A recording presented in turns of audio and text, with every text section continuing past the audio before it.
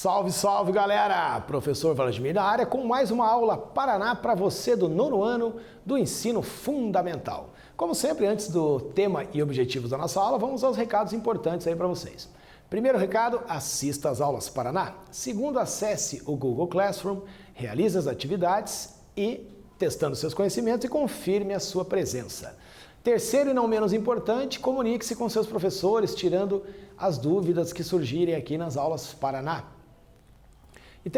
E por último, se você ainda não tem o acesso às salas virtuais, continue procurando sua escola, retirando o material impresso e desenvolvendo os seus estudos. Tema da nossa aula de hoje, interessantíssimo, é a economia e o desenvolvimento do Japão, no Japão e nos tigres asiáticos. O objetivo, vamos compreender esse desenvolvimento econômico no Japão e nos tigres asiáticos e principalmente as consequências e a repercussão que eles têm mundialmente nesse processo globalizado. Na aula anterior, para a gente não esquecer, falamos da economia e o desenvolvimento da China, que vem em franca ascensão desde a década de 80, crescendo em média 10% ao ano. É claro que nesse momento que estamos vivendo de pandemia, a economia no mundo inteiro deu uma desacelerada, Teremos alguns déficits aí, prejuízos no produto interno bruto da maioria esmagadora dos países do planeta. Como de costume, vamos a um exercise, vamos a um exercício, hein? O que você já sabe, você vai escrever aqui, sobre a economia do Japão. Repito, você já tem um conhecimento prévio, Vamos colocar a cachola para funcionar aí, tempo na tela para vocês.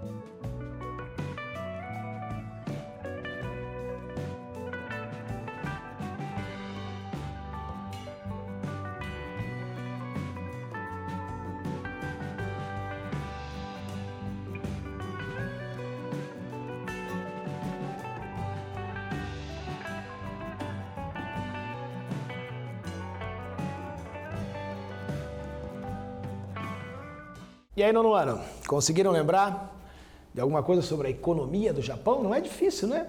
É uma economia que é conhecida aí pelo mundo inteiro.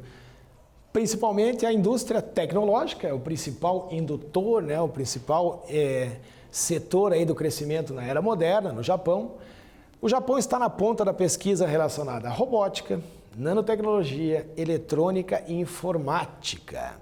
Embora com escassez de matéria-prima, né, depende de exportações, principalmente dos minerais, a transformação dos produtos, né, eles importam a matéria-prima, a transformação garante ao Japão, vem garantindo ao Japão um lugar de destaque na economia mundial. Existem outras atividades lá também do primeiro, do segundo setor, né? Mas a maioria dos produtos desses setores eles são importados. O primeiro setor de base eles dependem de importação devido ao tamanho do território japonês, né? Um território reduzido, uma ilha. Tem uma superpopulação também, mais de 120 milhões de habitantes, mas consegue, diante do desenvolvimento tecnológico, né, conseguir esse destaque aí no mundo globalizado. Localização do Japão também faz parte do Extremo Oriente, junto com a China, as duas Coreias e a Mongólia, né? Está localizado aqui, característica física e geográfica, está no Círculo de Fogo do Pacífico, né? Por isso os terremotos e a movimentação sísmica muito intensa na região. A gente vai começar com essa imagem da bomba atômica. Fiquem calmos, né? Por que será que o professor colocou a bomba atômica para falar da economia do desenvolvimento? A gente vai descobrir isso loguinho aí nos outros slides. O presidente Truman, presidente da época, da Segunda Guerra, sem consultar os demais aliados na Segunda Guerra, ele lançou 2 bombas atômicas na cidade de Nagasaki e uma na cidade de Hiroshima. Isso foi uma resposta ao bombardeio japonês a Pearl Harbor, que era um porto, né, usado na guerra pelos Estados Unidos. A resposta foi essa, uma bomba atômica. Até hoje, infelizmente, as 2 cidades sentem os efeitos dessa bomba atômica, que os problemas vão passando de geração a geração, a contaminação pela radiação ainda é presente, as pessoas ainda têm doenças relacionadas a essa explosão atômica.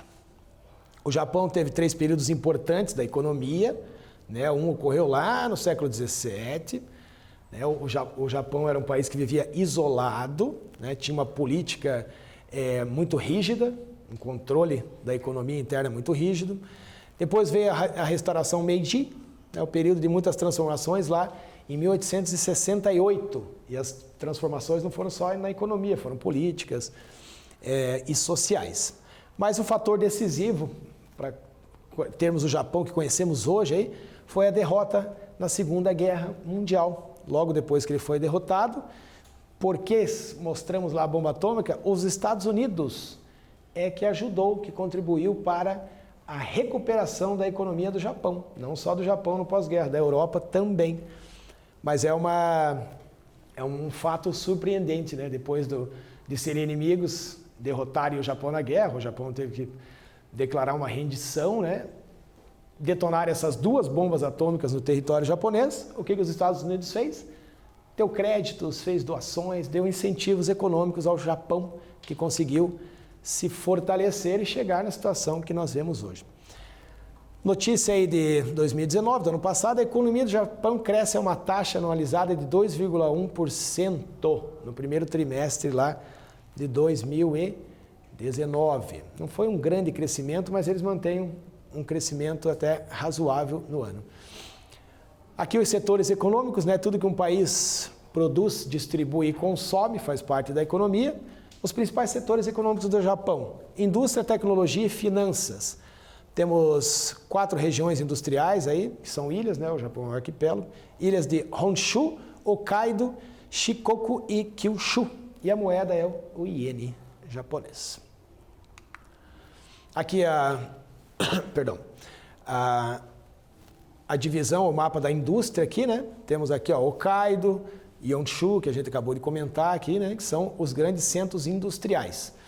Área de centros industriais, as áreas em amarelo. Então é quase todo o território japonês é composto por parques industriais. Onde eu tenho aqui os microcomputadores, são a indústria de ponta.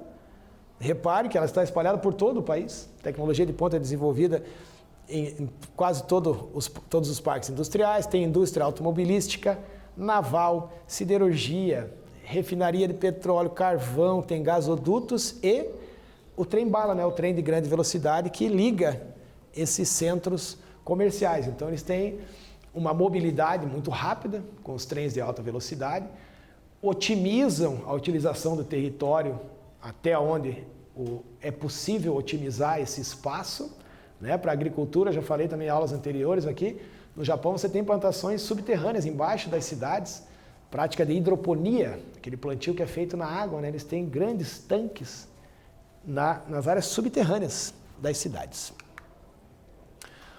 Aqui o PIB, né, de 4 trilhões de dólares aí, né?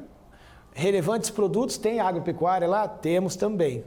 Tem algum plantio de vegetal, do arroz, o açúcar de beterraba, né, que é interessante, que eles utilizam. Produção de ovos, peixes e frutas. Lembra, o Japão é o maior produtor de pescado do mundo. Eles praticam piscicultura, eles criam os peixes. Os produtos industrializados são os automóveis, os eletrônicos, os maquinários, produto químico, computador, alimentos processados e a indústria têxtil. E nos commodities que eles exportam, semicondutores, equipamento de transporte, máquinas elétricas e motores de veículos. É quase inacreditável, né, que a população, o povo japonês, o país consiga produzir tanto num espaço tão reduzido, né? Isso se deve à competência, à cultura do povo japonês, que busca sempre a perfeição em tudo que faz, né? Um exemplo disso está aqui à minha frente, aqui o nosso técnico de produção, aqui o Satoru, que trabalha aqui com uma eficiência, né, nipo-brasileira. Vamos a um quiz aí, vamos confirmar isso aí. O Japão recebeu apoio financeiro decisivo no pós-Segunda Guerra Mundial de qual país? Do Brasil? Dos Estados Unidos, na letra B? Da França, letra C? Ou da Inglaterra, letra D? Essa tá difícil, hein? Tempo na tela para vocês aí.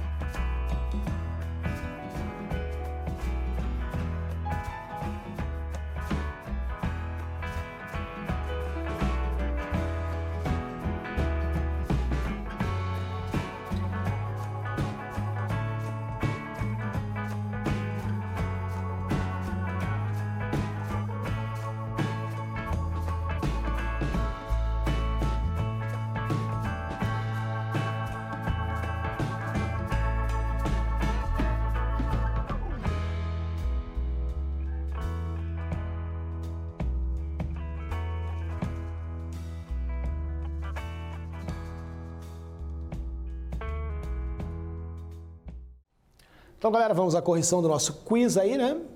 A gente já viu aí, estávamos falando sobre isso, o Japão recebeu um apoio financeiro decisivo no pós-Segunda Guerra, né? É lógico, foi dos Estados Unidos, que financiou não só o Japão, como a reconstrução e o restabelecimento econômico também dos europeus, tá? Aqui falar mais um pouquinho sobre isso. Né? A Europa também, no pós-guerra, foi subsidiada, recebeu créditos e apoio financeiro dos Estados Unidos para sua reconstrução econômica e até de infraestrutura, né? Os países foram bombardeados, então as edificações ficaram em ruínas. E o Japão não foi diferente. O que causa espanto, né, é os Estados Unidos, logo após terem derrotado o Japão na Segunda Guerra, lançando 2 bombas atômicas, a gente falou, na cidade de Hiroshima e Nagasaki, né, trabalha em prol de reconstruir esse país. E os japoneses, lógico, aproveitaram esta oportunidade, esta compensação, na realidade, pelo lançamento das bombas, né? Os Estados Unidos se desculpou depois mundialmente e auxiliou o Japão a chegar no estágio, no nível econômico que se encontra atualmente. Outra parceria que foi firmada entre Estados Unidos e Japão foi na Guerra da Coreia, que aconteceu entre 50 e 53, e a Guerra do Vietnã, na década de 60 até o ano de 1975. No Vietnã, os Estados Unidos tiveram que deixar o território, não venceram a guerra, não fincaram a bandeira lá no território vietnamita. A própria população estadunidense pedia o fim da guerra, a morte dos jovens, né, na Guerra do Vietnã causava muita insatisfação da população americana. E essas guerras o armamento foi todo fornecido pela indústria japonesa, o que surpreende novamente um país que foi bombardeado, né, tomou 2 bombas atômicas aí dos Estados Unidos, pouco tempo depois se torna parceiro e principalmente numa guerra, né, contra países do seu próprio continente, lá do Sudeste Asiático e da Coreia, que é do ladinho ali do Japão, né. Aí a tecnologia de ponta, que chama a atenção, né, os japoneses têm esse fascínio pelo desenvolvimento tecnológico de ponta. Para vocês terem uma ideia, eles tinham uma artista, né, uma cantora jovem, né, que atraía o público adolescente, que ela não existia como um ser humano, ela era uma holografia, né? A existência dela é confirmada, porque se ela aparecia ali, ela existe, ela está lá, mas não era um ser humano. E nós vemos aqui as tecnologias avançadas no Japão que não vieram para o Brasil, provavelmente não cheguem ou cheguem muito mais tarde, que são os robôs domésticos. Os japoneses desenvolvem uma infinidade de tipos de robôs que auxiliam as pessoas nas tarefas domésticas. O exoesqueleto, né, que é aquela armadura, né, que a princípio foi criada para fins militares, né, para criar aí super soldados, e também é utilizada, né, na medicina para auxiliar as pessoas que perderam movimentos, né, dos seus membros inferiores ou superiores.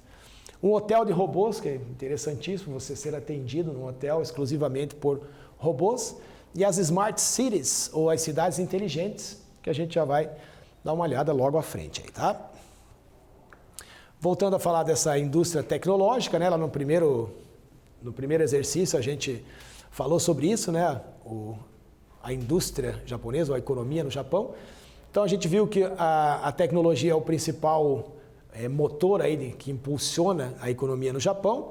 Eles são primeiros em pesquisa em robótica, nanotecnologia, que são aquelas partículas, os nanomites, são extremamente microscópicas, né, nanoscópicas, e são utilizadas para registrar, para acumular informação, para produzir energia, uma coisa impressionante. A eletrônica e a informática, né?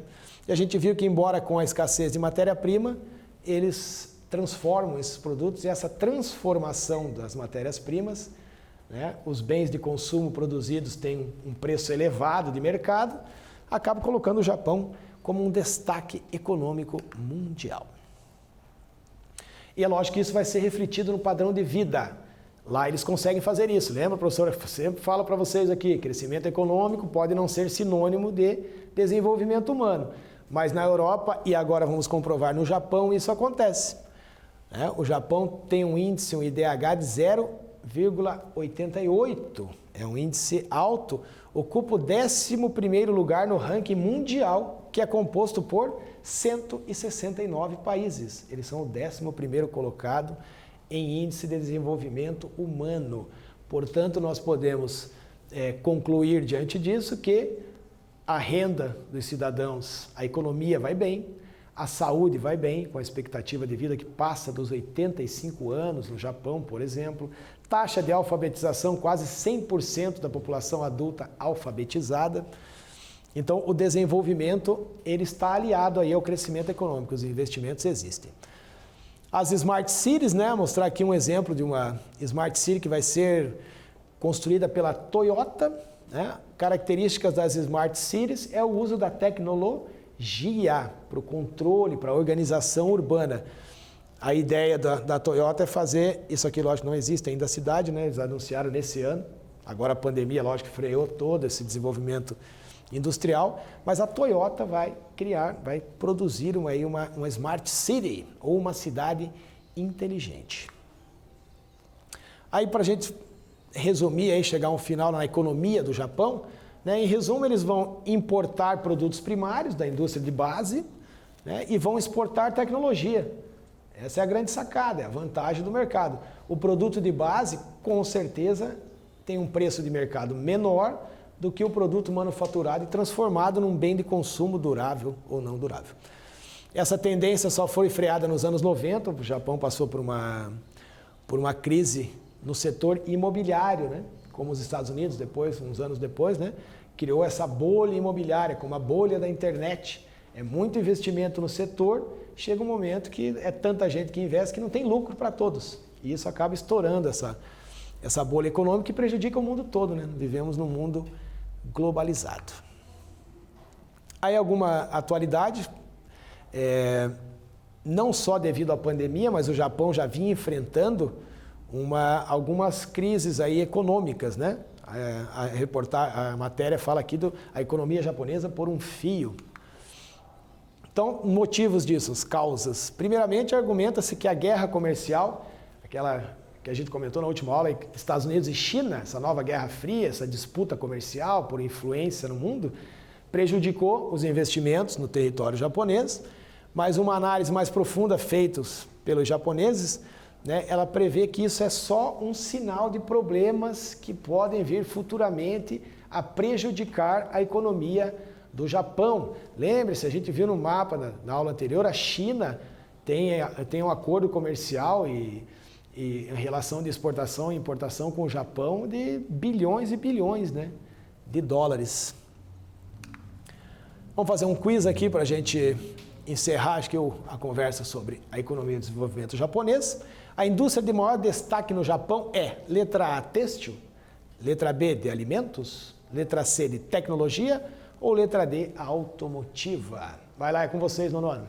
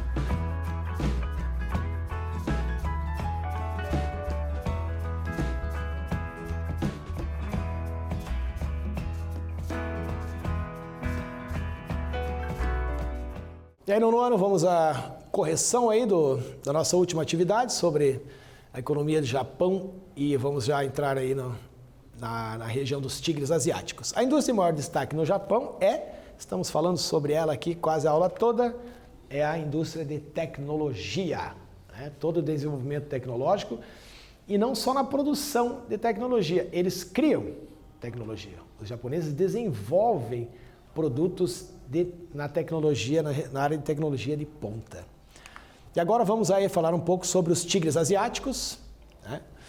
São um grupo aí com 4 países, né, que formam um novo bloco econômico, formado por Coreia do Sul, Taiwan, a ilha tecnológica também, Taiwan é um país inteligente, quase uma ilha inteligente, Hong Kong, na China, e Singapura, aqui no Sudeste Asiático. Ok? Vamos ver como é que funciona esse bloco. Já começar com o IDH, eu espero que essa tabela esteja bem visível para vocês aí, para a gente falar um pouquinho do desenvolvimento já logo de cara desses países, dos tigres asiáticos e dos novos tigres asiáticos também, e do Japão. O Japão tem um IDH de 0,9, é muito alto. Esperança de vida, expectativa de vida acima dos 83 anos, 99% da população alfabetizada. Tá? O PIB per capita por ano, 31.267 dólares. Então, tem um alto padrão de vida lá. E a população, aproximadamente 128 milhões de pessoas. Hong Kong, capital da China, também tem um IDH muito alto, 0,9 também. Esperança de vida, passa dos 80 anos. Singapura, também um tigre asiático, lá do Sudeste, tem IDH 0,9, todos muito altos. A Coreia do Sul, também já conhecida essa evolução da Coreia, foi muito rápida, muito eficaz também na Coreia do Sul, para ter um IDH lá de 0,9. Expectativa de vida também próxima dos 80 anos, taxa de alfabetização quase de 100% da população. Aí a gente já vem para os novos tigres asiáticos, já começa a mudar um pouco a questão do IDH, já vai diminuindo isso e a expectativa de vida acompanha também. A Malásia com 0,8, depois Tailândia, Filipinas, Indonésia e o Vietnã, já com IDH 0,7. Então, os tigres asiáticos é esse bloco econômico formado por Taiwan, Coreia do Sul, Singapura e Hong Kong. Um excelente desenvolvimento industrial, porém não de indústria nacional, né? Presença de multinacionais, ainda facilitam a entrada dessas multinacionais no território. Aqui um exemplo, a Tailândia, né? Um dos novos tigres asiáticos, com um desenvolvimento industrial e econômico, mas sempre dependente dessas empresas multinacionais de capital estrangeiro, ok? O que atrai, né, o desenvolvimento lá para os tigres asiáticos e os novos também? Muita mão de obra, abundância de mão de obra, mais de 536 milhões de pessoas naquela região. Investimento em educação para aumentar a produtividade e capacitação profissional. Investimento do capital estrangeiro, principalmente do Japão e dos Estados Unidos, estão investindo aí nos tigres asiáticos. Economia voltada para o mercado externo, isso é um ponto negativo, né? A economia é só para exportação. Cooperação e transparência entre os estados, né? Respeitam os acordos financeiros e grande apoio dos governos para a criação dessa infraestrutura, para o recebimento dessas multinacionais. Aí a cidade de Singapura, né, que é uma cidade extremamente moderna, aí, é o centro financeiro de Singapura, uma foto noturna desse centro financeiro. Vamos para mais um exercício aí, para vocês, escrever alguns fatores importantes para o desenvolvimento dos tigres asiáticos. Esses fatores que atraem as indústrias para essa região dos tigres e dos novos tigres asiáticos se assemelha muito à instalação das multinacionais aqui também na América Latina, tá? A gente pode considerar alguns desses fatores também para o nosso continente aqui, beleza? Tempo na tela aí para vocês.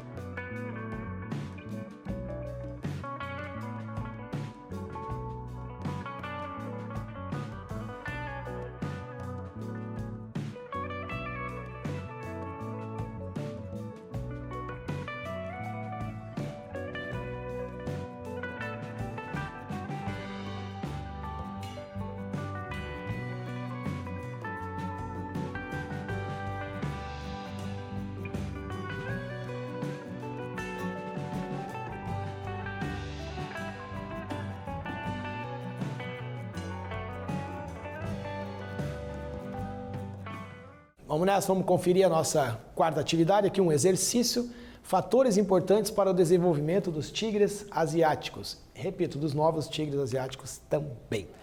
Abundância da mão de obra, eu falei, mais de quase 600 milhões de pessoas vivem na região, mas essas características aqui que são importantes e que em alguns países da América Latina elas não aconteceram, que é investimento na educação para aumentar a produtividade. Você tem que capacitar profissionais para trabalhar nessas áreas industriais e de tecnologia, né? O capital estrangeiro, que vem principalmente do Japão e dos Estados Unidos. A economia é voltada para o mercado externo, para atender as necessidades de outros países, né? Atende o mercado interno, mas não. A economia não é exclusiva para desenvolvimento interno. Os países cooperam e têm transparência aí nas transações e os governos apoiam a entrada dessas multinacionais com isenção de impostos, doação de terrenos. Tem uma série de elementos que o governo facilita a entrada dessas multinacionais. 3 desses 4 países que fazem parte, né, tirando a Coreia do Sul, optaram por uma política que visava atrair as indústrias transnacionais, tá? Então tem o Taiwan, Tailândia, eles optaram por investimento internacional. A Coreia que foi na contramão disso. A Coreia preferiu investir nos chaebols, que são aquelas empresas familiares ligadas a uma grande empresa mãe. Exemplo, Samsung, Gold Star, Hyundai e a Daewoo, que são marcas conhecidas, né? Nós consumimos essas marcas aí, né, aqui na América. Beleza? O que são os chaebols, nossa quinta atividade, um questionário aqui. O que são esses chaebols sul-coreanos? Letra A, são redes de empresas que possuem como características principais os fortes laços familiares? São áreas de plantio com uso de máquinas? São a divisão das cidades na Coreia do Sul? Ou são a moeda sul-coreana? Vai lá, o quiz é rapidinho, fogo aberto aí para vocês.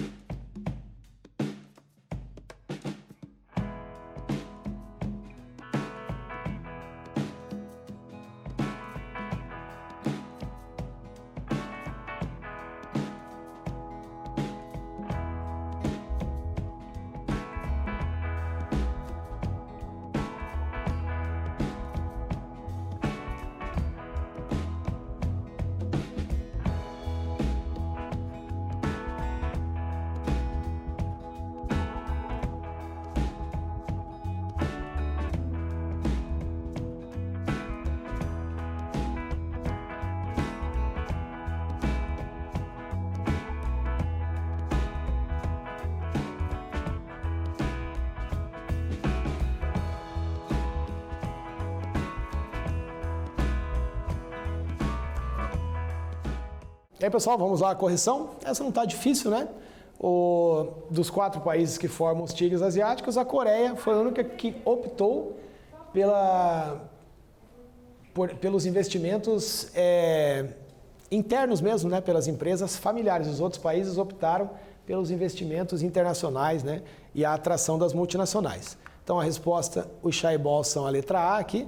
São empresas que possuem como características os fortes laços familiares, vamos chamar de empresa caseira, né? Onde, lógico, eles têm uma maior confiança entre os integrantes ali da empresa, né? Preferiram caminhar nesse sentido. Aí o chaebol, explicando, é o termo coreano que define esse conglomerado de empresas de uma empresa mãe, normalmente controlada por famílias. Temos todas elas aí, algumas delas que atuam lá no território sul-coreano. Aí surgiram, a partir da década de 80, os novos tigres asiáticos aqui do Sudeste, a Indonésia, Vietnã, Malásia e Tailândia. E Filipinas foram chamados dos novos tigres.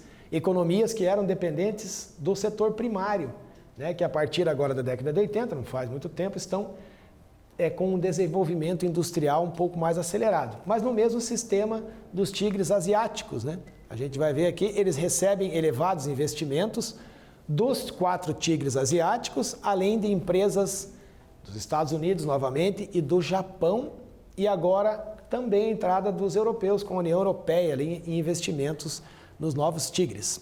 Que eu comentei com vocês, a doação de terrenos, isenção de imposto, mão de obra barata, mercado consumidor interno, muita gente consumindo, foram os principais fatores que incentivaram a entrada de capital estrangeiro lá para os novos tigres asiáticos.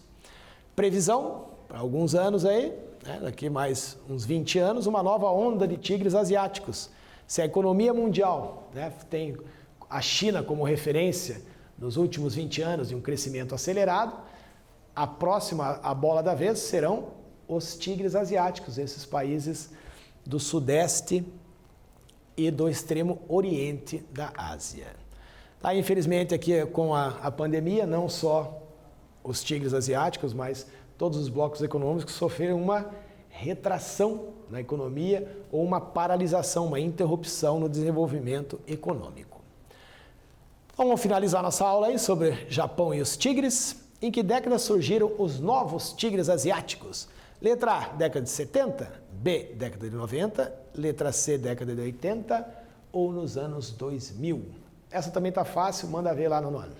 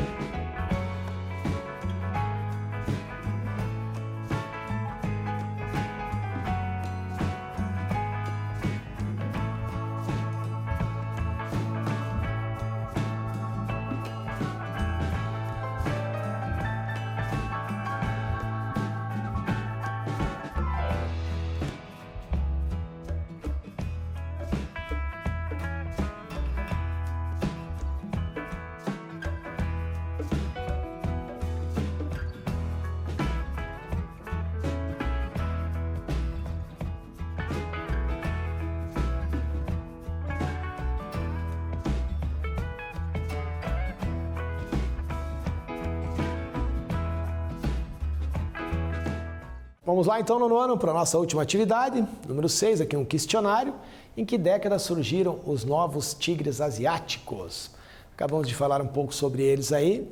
Surgiram na década de 80 e recebem investimentos dos tigres asiáticos, mais Japão, Estados Unidos e agora a União Europeia, algumas nações europeias. Então hoje falamos sobre a economia e o desenvolvimento no Japão e nos tigres asiáticos. Valeu, galera, essa foi mais uma Aula Paraná. Muito obrigado e até a próxima.